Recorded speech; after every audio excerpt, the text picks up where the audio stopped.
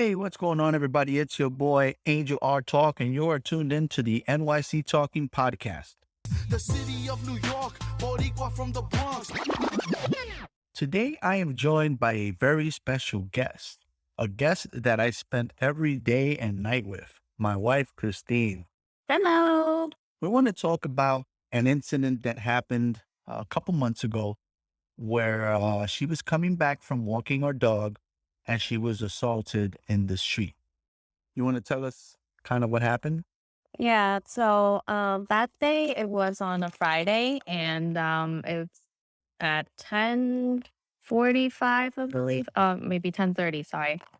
And I just want to take a walk with Peppa and just a really quick walk. So I didn't have any phone on me. I only had my keys with me.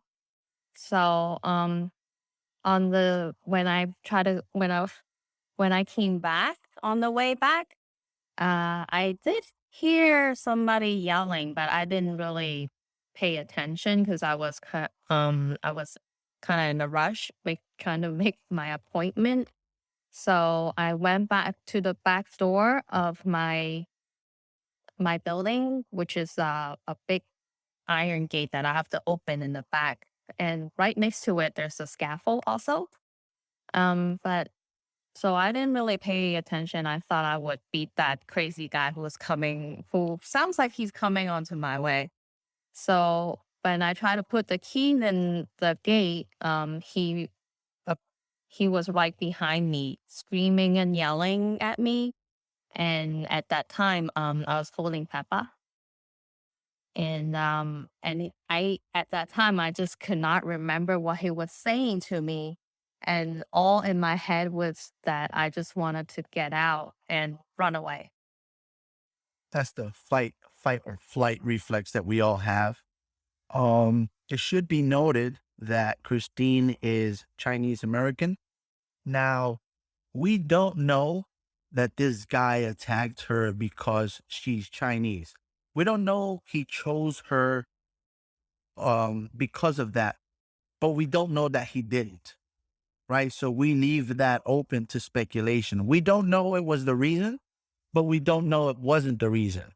Okay, so this guy kind of corners you with Peppa by the back gate, and you can't really remember what he's saying, what it is, and then what happens. So and then he just keep on yelling at me, and he just kind of got closer and closer into my face, literally in my face. And I did have Peppa. I was holding Peppa in my arm at that time. And I only remember he was saying something like, put Peppa down, put it down so he can fight me or something. Cause I just remember his eyes were wide open. He just wanted to fight me or something. But yeah, he was just like, he just keep on yelling. So I tried to push him away, and then he hit me on my right arm with this arm. And of course, I would try to push him away more at that time, and then he kicked me with his leg on my right leg. So both of my right hand side is bruised up after that. And thank God he didn't hit Peppa. Like Peppa is safe. And then I just start screaming and yelling. I said, um, get the F away from me. I screamed really loud, and then he kind of backed up, and then that's when I could finally run away from him. I just keep on yelling and screaming, and then that's when people start coming over. Right. So she was alone when this happened. We should note that there are cameras downstairs, but none of the cameras caught what happened. They only caught the back side of his body because they were facing in the direction he was walking away from. At one point, we got to see footage and we see Christine trying to move away, but we don't see any of the attack on film. So that was unfortunate. We didn't get his face either. Um, Christine approached a few police officers, and how did that work out? Yeah, so after the people came over, and one of the guys was already on the phone with the cops saying that he saw another lady got attacked by this guy, and that's why he's already on the phone with the cops. So then I was just trying to flag down a cop also myself. So we live right across the courthouse. So I just walked over across the street because I know there's a couple of cops over there because I was just right there walking Peffa. So I ran over and I talked to one of the officers that was sitting in the cop car, and I told him that I was attacked by someone and can you please help me? And he said that he can't help me because he's waiting to get into to the court. And all he can do is to call for me.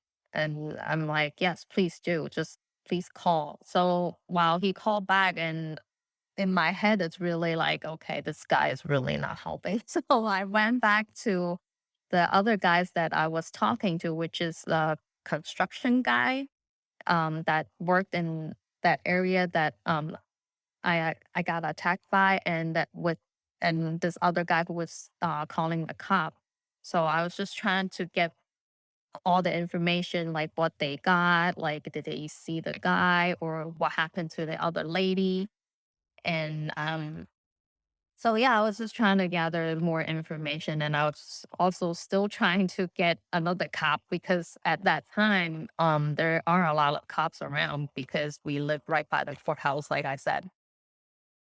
Yeah. And apparently, none of them could assist. Now, I don't quite know what the exact protocol is when it comes to law enforcement, but I would think that any police officer that is worth their weight in salt would assist a woman who just was assaulted by some guy. Whether or not you're obligated to me personally, as a person, it seems that you would help them out and get the other person caught or whatever. And that doesn't seem to have happened here. It seems like they were dismissive. One of them was waiting to be called in, right? That's what you said. Yeah. You said another one was driving and just kind of drove by, Right. and then some other ones talked to you. But at the end of the day, nothing was done, right? Um, did we call the police the same day or was it the next day? It was the same day. I came back and then I woke up Angel. And then we went back downstairs and because I wanted to see if there's any cop that would come and take my file, like give it a file name, like put it on records. That's what I was trying to say. But we were standing for a while. We walked around a little bit and like really nobody showed up for this. So, but then after we came back home, Angel's mom actually advised us to call 911 just to put it on records, which we did. That was at around 1 p.m.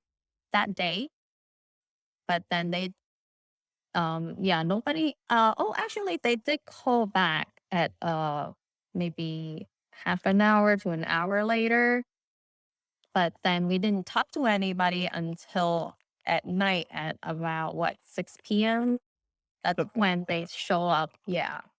Yeah. Now, in their defense, there was no ongoing threat. So you would think that, they put you at the bottom of the queue because there isn't an actual ongoing threat or emergency. However, you would think that they would have tied it up to the existing call from earlier that the gentleman had made about the situation and maybe had done something. But yeah, somebody didn't respond till about 5 or 6 hours later. And then when they did respond and we gave them all the information and stuff, they told us, oh, there's probably nothing we can do without any pictures or footage. We have nothing. So it's not even worth, uh, filing a police report. So they just gave us a job number. Now, at that point, I myself went and started sending out emails to the precinct, sending out emails to the DA's office, because I went and I walked around and I saw that there were cameras that faced the direction that should have been able to catch this guy's face. In fact, I walked over to the DA's office and I spoke to a guard there, and the guard was able to describe the guy that we were looking for. So he had seen this guy over there harassing people. And he told me that there was a cop sitting in there and she's like, I'm off duty. I'm not messing with him. And they let him go. So I I I don't know what the deal is, but like I said, I started sending some emails and so on. And then I thought to myself, if we don't have a police report, no one's going to be looking for him, right? They're just going to write it off. So I sent out several emails, and I don't know exactly which one prompted these guys to come back and take further information and actually give us a police report, which then would involve the detectives and have them actively looking for this guy. Now, it's been weeks and weeks and weeks since we went to the precinct. Yeah. We looked at mugshots. We spoke to detectives, and we haven't gotten anything at all back. No phone calls, nothing. I went and spoke with one of the store owners, and they told me that detectives did come by. However, nothing was apparently acquired because we never got any calls back. I never heard back from them about the DA's office because I gave them names. I told them, who to work with because that individual called me and they said they were going to look through the footage. Now, I don't know how they didn't get footage of him. There's a camera facing right in the direction that he walked. But here we are, weeks and weeks and weeks later, and nothing's been done. Nothing was resolved. Now, we understand, right? Me and Christine are reasonable people that it's not easy to catch someone. He may not be from the area because we've never seen him. We've never seen him since.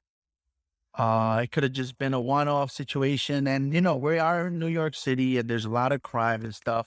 We got a couple of calls from some papers. CBS Eyewitness News called us. And I guess they realized that our story isn't sexy enough because Christine doesn't have a big swollen face. And, they didn't break any bones in her body and she didn't get cut. So, it's just a few bruises. It's like, yeah, that's not sexy enough for TV, right? But the bottom line is that we got no resolution.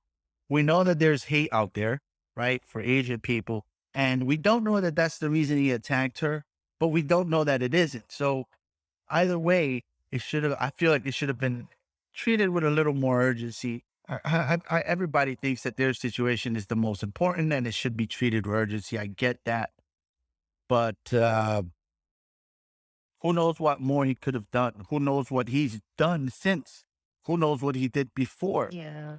Right? He attacked somebody before you. Yeah. I mean, thank God I can take a couple punches, but what happens if it's like a older lady, like somebody's mom, like, somebody old who can't even take a punch like that? Like that's really bad. Having people walk around like that. Yeah, Christine does butts and guts, so she's got a little strength to her. Don't let her petite size fool you. On Since then, you've actually decided to take measures to protect yourself. You've actually started the Empower Gracie Women's Empowerment Program. How's that been going? How did it feel? Self-defense. Yeah, tell us about that. Women empower self-defense. I believe that's the correct verb. Yeah, this is today I went in this morning and this is my third class. So far I really, really like it. So far I've been learning how to escape, which is I think that's the best thing you should do when you're petite and you can't really fight. Like, we should know that it's solely for women. So this program is for women and they address the common positions and situations that a woman is when she's assaulted. So you have a bigger guy like myself who's going to try to grab you, and these guys are trying to teach you how to get out of that, right? Right. Um, Yeah, some easy ones that well, not easy, but like some people have two hands on your neck, I can just escape really fast by using one of their techniques, and even holding my arm, and I can get out of their grip on my arm. So like just even though like it sounds like it's little stuff, but it could actually help you get away from your the most tools that you can have, the better off, I think. of course. Now, I'm sure that in the Gracie Jiu Jitsu program, they're not teaching you're up against a gate, cornered, holding your dog, and the guy's punching you, right? So the situations are going to vary. Yeah. But I think that if you have some level of confidence, you'll be more prepared. Yeah, awareness is key, right? How to be aware of our environment, Yeah. the street. Hopefully they'll address that in the Yeah. training. So at least the first thing I know is to scream, not even just standing there because I just froze. I know that would probably happen to everybody. Like when something happens to you, like you just came out of nowhere and you would froze, which that's what happened. And yeah, later on, and I understand that the first thing you have to do is scream and just draw as much as attention as you can. That's Right. what I learned. Even though you don't have anything, like you can't punch or you can't escape yet. So just make a lot of noise. Right. So most criminals don't want to be known or exposed, right? When Yeah. they're doing something bad, they don't want people around them. They want to isolate you. They want to get you somewhere alone. So this guy, I mean, this guy sounds like he was a special mental case because he attacked several people. He attacked someone before you and he attacked someone after you, as I was told when I went to the DA's office. So this is not to say that these programs are going to prepare us or you in this case for everything. You can't do an armbar when you're holding a 4-pound Pomeranian, but the pieces all together hopefully will make your life safer, your time in the street safer. Um, so initially, you and I were going everywhere together. You don't walk Peppa by yourself anymore. I walk her every day, either by myself or if you're gonna walk her, I walk her with you. You've started going to work again on your own and doing some things on your own where for a while you didn't. How do you feel going outside and stuff by yourself? Do you still feel that trauma and fear? Like, how did it affect you? Well, first of all, I'm a lot calmer now than before, yeah, because I bought myself alarm, the self alarm keychain, which when you pull it out, it makes a really loud noise. And Those personal alarms, you can find them on Amazon if any of y'all are interested. Um, we bought one on there for it's actually very loud, and you detach it from the attachment, and it's it's not gonna save you, but it's gonna draw attention. yeah, I am much more alert now. Like even when I go sit in the train, I would not sit right next to the door because, people can punch you and just run away. Or, or even grab your phone, grab your purse and run away. That's like a bad spot also. Um Oh, yeah, awareness. just yeah. Also have pepper spray, right? You have pepper spray, and it is legal in New York City. 264-14 or 261.14. I don't remember the NY State Penal Code, but I have thoroughly researched this. So you can carry OC spray. There's a very big distinction between OC spray and mace. Christine has OC spray, which I purchased as a civilian from a police store where the police get their gear. So they sold this to me as a civilian, not a military guy, not a civilian bought this. So I'm telling y'all, it's legal. The problem is that police officers don't know every single thing. They don't know every single article in the New York State penal law. That's why you have to know what it is so that you can reference it in case you ever get in trouble. And I believe it's 260.14, 261.14, or you can just Google New York State Penal Code OC spray. It is legal. Like I said, I bought it in a store that wouldn't sell it to me if it wasn't legal. It was what's one of those police depots that we had here. And in fact, you could probably buy them in pharmacies too. So she's got that. She was a little scared to say it because we didn't know the legality of it. But I'm telling y'all, it is legal in New York State. Look up the law and you'll be fine. Obviously, be careful with these things because if you pepper spray someone and they fumble and fall into traffic, they might try to lock you up for involuntary manslaughter or some crap like that. New York City's weird like that. Anything that you do to defend yourself can be used against you. So you have to be very careful. But at the same time, are you going to roll over and let somebody kill you because you're afraid to defend yourself? Come on now. Yeah, so now I'm carrying pepper spray. So yeah, I feel a little like right in my hand, not like in my bag. Like I used to just leave it in my bag, but now I have it like in my hand ready to go. Yeah, just even, ladies, if you guys are listening, like, if you have something like that, you should just have it prepared in your hands, not just in your bag. That's not really gonna help. Right. If you can't access it, you have to make it easily accessible for you. If you can't get to it because somebody snatched your purse or you're trying to fumble it in your purse, it's gonna slow you down. So I'm not saying you got to walk with it in your hand, but you need to be able to get to it. That's key. Yeah, I guess the alarm, personal alarm Yeah. keychain, that could probably work the best because you can hang it on your handbag and just pull it out. So yeah, I guess that's one. That's my advice. Yeah, and you can get out there and do some training, learn some self-defense. It's not going to make you unbeatable, or it's not going to make you unstoppable, but it will, like the word says, empower you.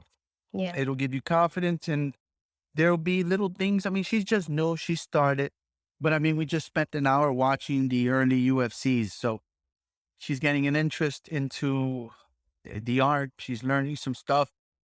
We're thinking of getting some mats because I've trained Brazilian Jiu Jitsu for a long time, though I never really advanced because I never stayed consecutively long enough and I have a lot of injuries. But I believe I have enough training to work with her. And look at it this way: I'm 44, Christine's 21. We've we've been living in New York City for years and years and years, and this was the first encounter of this type. She didn't have her phone on her, so she couldn't call me.